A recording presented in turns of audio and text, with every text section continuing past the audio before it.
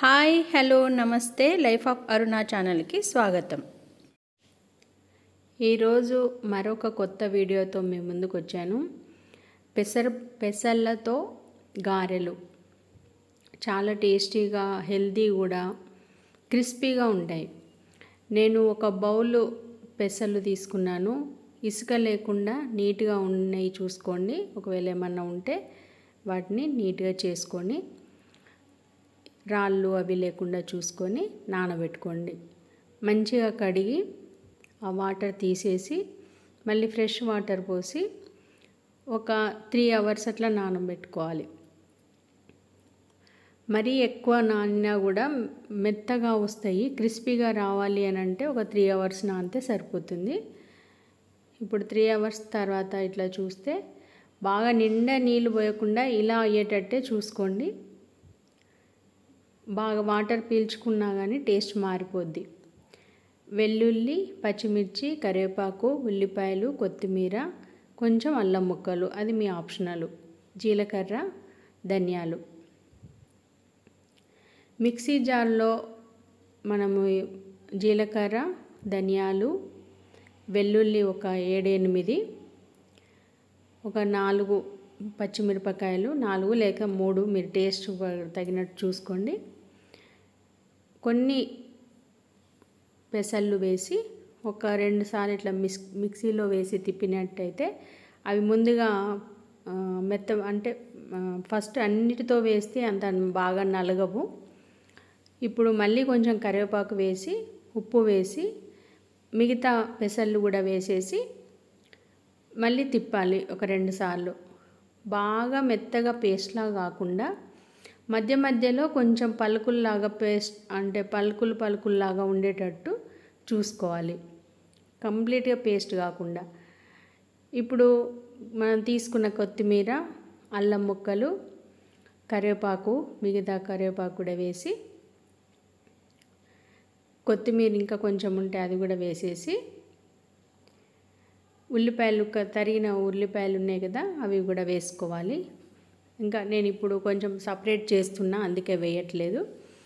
బాగా కలుపుకోవాలి, అంతా కలిసిపోయేటట్టుగా బాగా కలుపుకోవాలి.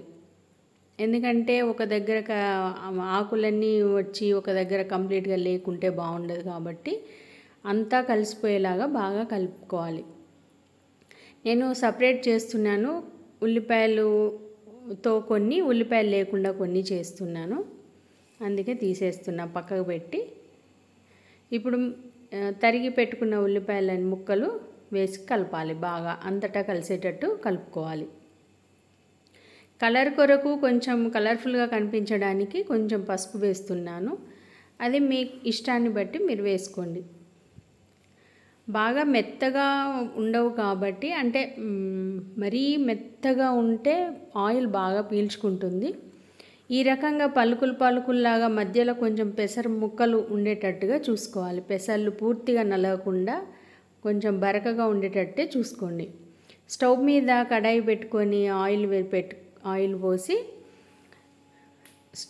స్టవ్ మీద కడాయి పెట్టి స్టవ్ వెలిగించుకొని ఆయిల్ వేడెక్కిన తర్వాత చిన్న చిన్న ముద్దలుగా కొంచెం ఇట్లా వాటర్ ఏం పోయకుండానే చేసుకున్నాం కదా, వాటర్ కొంచెం తడి చేసుకొని ఇట్లా హోల్ చేయాలి మధ్యలో.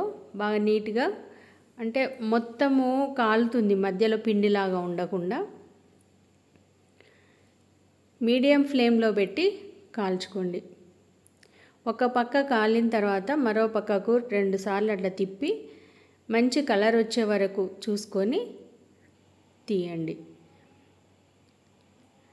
ఇవి చాలా క్రిస్పీగా ఉంటాయి, ఆయిల్ పీల్చుకోవు, చాలా బాగుంటాయి.